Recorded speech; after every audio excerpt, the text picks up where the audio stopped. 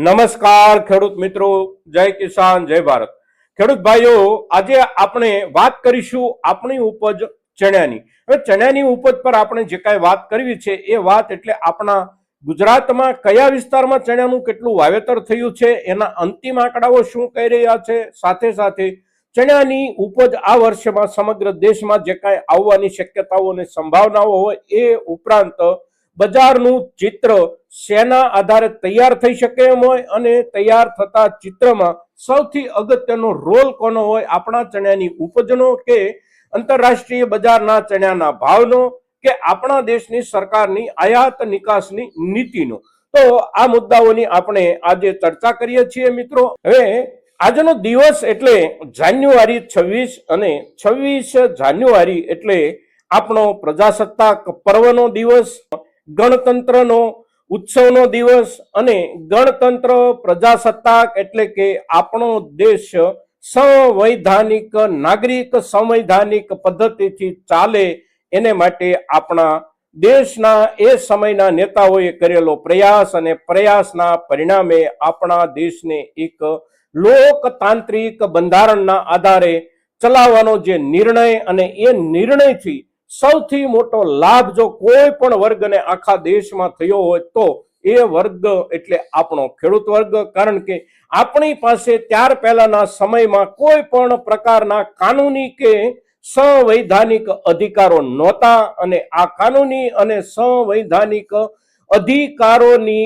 ખાલી જગ્યાના કારણે અથવા તો એવા કોઈ અધિકારના અસ્તિત્વ વિનાના વાતાવરણમાં આપણે જે ખેતી કરતા હતા એ ખેતી અને આપણું જે ખેડૂતનું જીવન હતું એ જીવનમાં જે કાંઈ બદલાવ આવ્યો એ બદલાવનો કોઈને પણ વધારેમાં વધારે યશ જતો હોય તો એ યશ જાય છે આપણા દેશની લોકતાંત્રિક વ્યવસ્થાને. અને લોકતાંત્રિક વ્યવસ્થા એટલે ગણતંત્ર, ભારતનું પ્રજાસત્તાક લોકતંત્ર અને પ્રજાસત્તાક લોકતંત્રની સ્થાપનાના આજના આ દિવસ એટલે કે જાન્યુઆરી 26ની આપ સૌ દર્શક ખેડૂત મિત્રોને ખૂબ ખૂબ હાર્દિક શુભેચ્છા સાથે આજના આપણા ચણાની ઉપજના મુદ્દાઓ પર આપણે જઈએ તો સૌથી પહેલા આપણે બજાર ભાવની સ્થિતિ તરફ એક નજર નાખીએ તો બજાર ભાવની સ્થિતિ એટલે આજનો દિવસ પણ માર્કેટિંગ યાર્ડના કામકાજોમાં અવકાશનો દિવસ છે, ગણતંત્ર દિવસના કારણે, પ્રજાસત્તાક દિવસના કારણે અને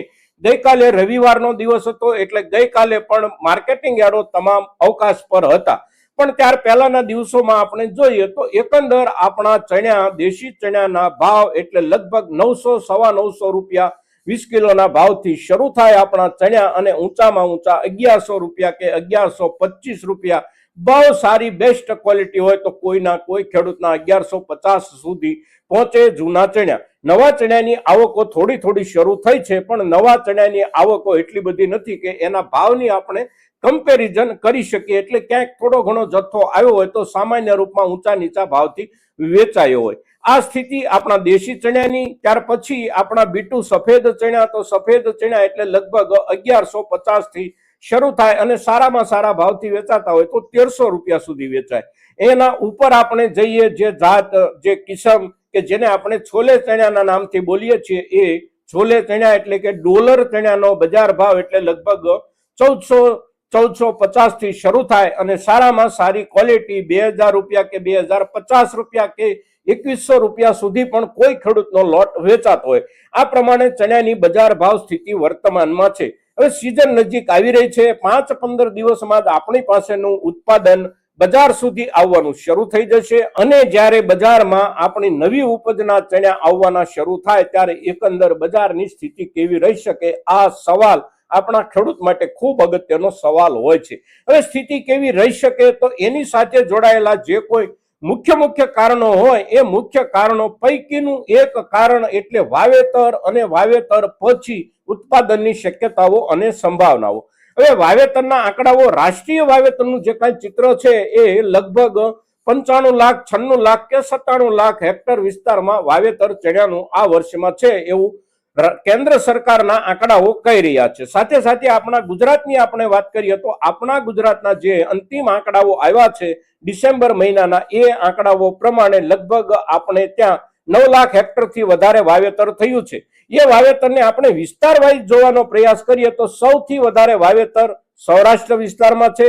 સૌરાષ્ટ્ર અને કચ્છને સાથે ગણવામાં આવે છે, એટલે કચ્છ અને સૌરાષ્ટ્ર વિસ્તારનું આપણે વાવેતર જોઈએ તો લગભગ 6,90,000 હેક્ટર વિસ્તારમાં વાવેતર ચણાનું છે. ત્યાર પછી દક્ષિણ ગુજરાત 24,000 હેક્ટર વિસ્તાર, ત્યાર પછી મધ્ય ગુજરાત એટલે કે અમદાવાદ જિલ્લો અને આસપાસનો પ્રદેશ, જેમાં ભાલનો પણ કેટલોક વિસ્તાર આવી જતો હોય આંકડાઓની ગણતરીમાં, એટલે ત્યાંના વાવેતરનો આંકડો થોડો ઊંચો છે. અને મધ્ય ગુજરાતનો આંકડો એટલે લગભગ 1,14,000 હેક્ટર. ત્યાર પછી ઉત્તર ગુજરાતનો વિસ્તાર એટલે 83,000 થી લઈને 84 કે 85,000 હેક્ટર વિસ્તારમાં વાવેતર આપણા ગુજરાતમાં વિસ્તાર પ્રમાણે, પ્રદેશો પ્રમાણે આ પ્રમાણે આંકડો છે વાવેતરનો.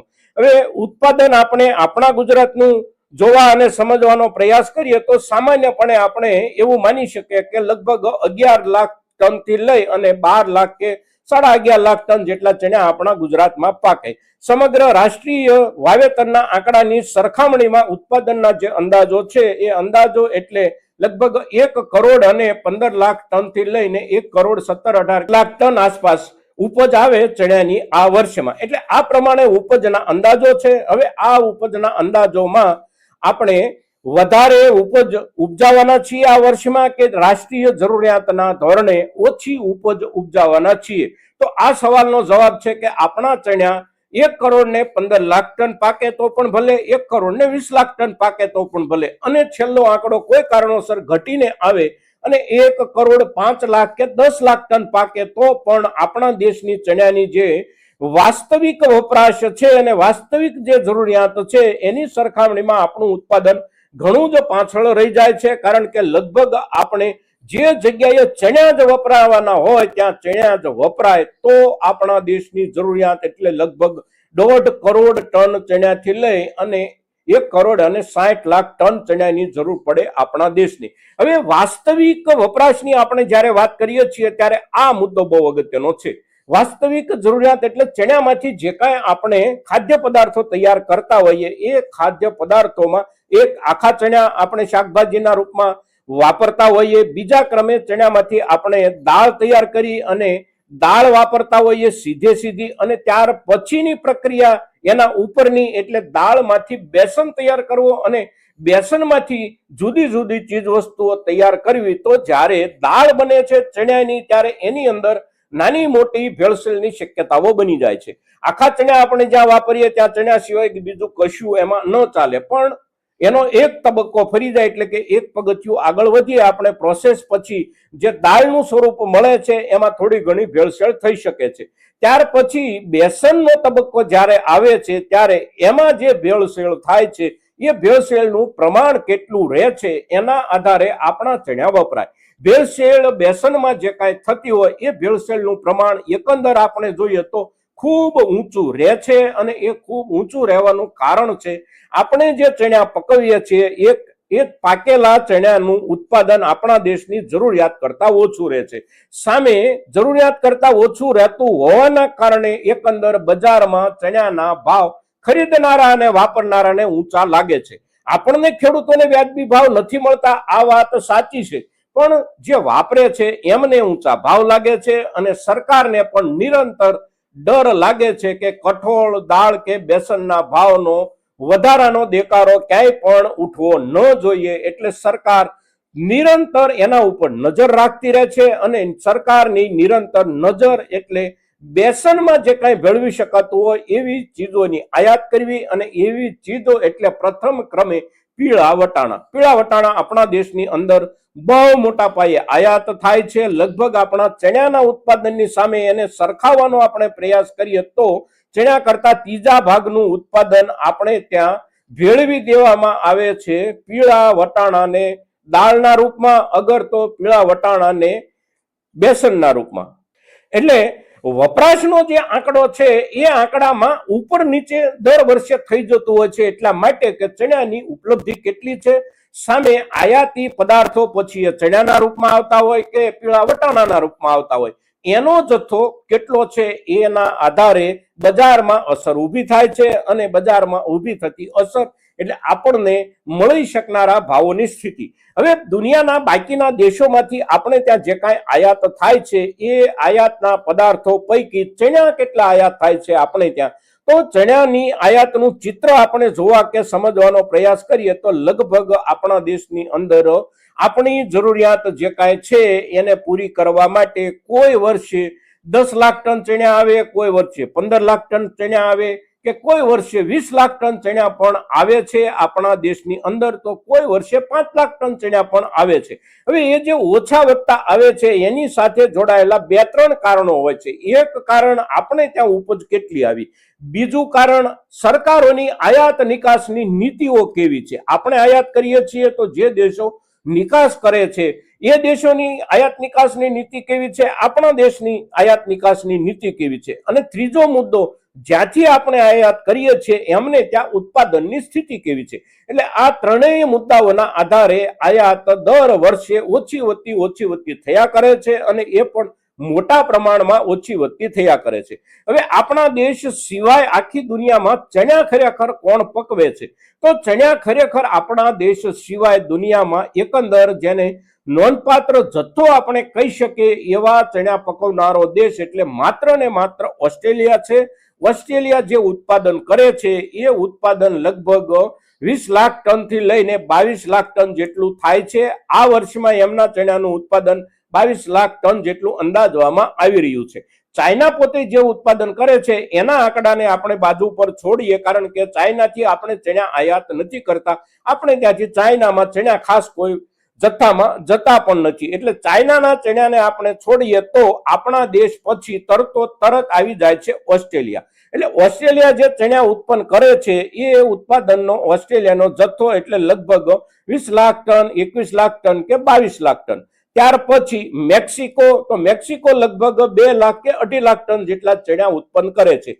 ત્યાર પછી ટર્કી છે, તો ટર્કી ક્યારેક 4 લાખ ટન ચણા ઉત્પન્ન કરે, ક્યારેક 5 લાખ કરે, તો ક્યારેક 3 લાખ ટન ચણા ઉત્પન્ન કરે. આ દેશો સિવાય આફ્રિકાનું એક તાંઝાનિયા નામનો દેશ અને એના આસપાસના નાના મોટા જે દેશો છે એ થોડું ચણાનું ઉત્પાદન કરે છે. પણ આખી દુનિયાનું મળી અને ચણાનું જે કાંઈ ઉત્પાદન થાય છે એ તમામ ઉત્પાદન આપણા દેશમાં વપરાઈ જઈ શકે છે જો આપણી ચણાની જે જરૂરિયાતો છે એમાં ચણા જ વપરાય તો. કારણ કે આ બધાનું મળીને આપણે ઉત્પાદન જોઈએ તો પણ 1.5 કરોડ ટન જેટલો આંકડો નથી પહોંચતો, અને આપણી જરૂરિયાત 1.5 કરોડ ટન કરતા પણ વધારે છે વાસ્તવિક વપરાશ થાય તો. એટલે બાકીના જે દેશો છે પછી એ આફ્રિકાના તાંઝાનિયા હોય કે એની આસપાસના દેશો હોય, ટર્કી હોય, ઓસ્ટ્રેલિયા હોય કે જે કોઈ દેશો ચણા ઉત્પન્ન કરે છે, આ તમામ દેશો પોતે જે ચણા ઉત્પન્ન કરે છે એમાંથી એમની ચણાની જરૂરિયાત બહુ ઓછી છે.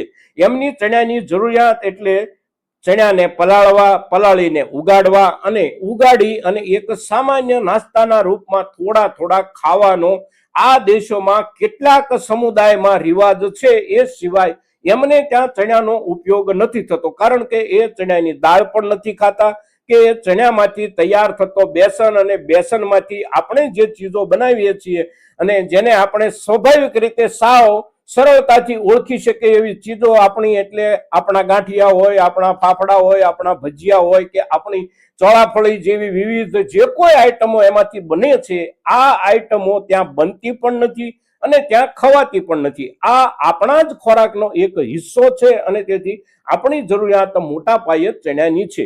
હવે આપણી મોટા પાયે ચણાની જરૂરિયાત છે તો આ બધા દેશો જે કાંઈ ઉપજ ઉપજાવે છે એ આપણને વેચે છે, આપણે એની પાસેથી ખરીદીએ છીએ અને આપણી જરૂરિયાતને પૂરી કરવાનો આપણો પ્રયાસ રહેતો હોય છે. હવે આ પરિસ્થિતિ ઉત્પાદનની આપણે જોઈએ, વાવેતરની આપણે જોઈએ, આપણી જરૂરિયાતની આપણે જોઈએ, તો એના આધારે આપણે એક અનુમાન બાંધી શકીએ કે આ વર્ષે પણ હાઈએસ્ટ ઉત્પાદન મળે તો પણ દેશની ચણાની જરૂરિયાતમાં અવશ્ય ઘટ રહે છે, અને આ જે ઘટ છે એ ઘટ આપણને ભાવ વધારો આપે કે કેમ, આ સવાલનો જવાબ એટલે સરકારની આયાત નિકાસની નીતિ કેવી છે. સરકારની આયાત નિકાસની પોલિસી અત્યારે જે અમલમાં છે એ પ્રમાણે છે કે જે કાંઈ ચણા આપણા દેશની અંદર આયાત થાય છે એના ઉપર ડ્યુટી લાગે છે 11%, પીળા વટાણા જે કાંઈ આયાત થાય છે એના ઉપર ડ્યુટી લાગે છે 30%. પણ સરકાર આવનારા સમયમાં ડ્યુટીમાં વધારો કરે પીળા વટાણાની ડ્યુટીમાં અગર તો વધારો કરે, ચણાની ડ્યુટીમાં, તો એની અસર બજારમાં પડી શકે. સામે સરકારને નવી સિઝનમાં આપણા ચણાના ભાવ ઊંચા જતા દેખાય તો સરકાર આ જે ડ્યુટી અત્યારે અમલમાં છે એમાં ઘટાડો પણ કરી શકે છે. એટલે આપણા ચણાના બજારમાં ભાવ મળવાની સંભાવના જે કાંઈ છે એ સંભાવના આપણા દેશની વપરાશ અને આપણા દેશના ઉત્પાદનના આધાર ઉપર જેટલી છે એના કરતા વધારે આધાર છે સરકારની આયાત નિકાસ પોલિસીનો.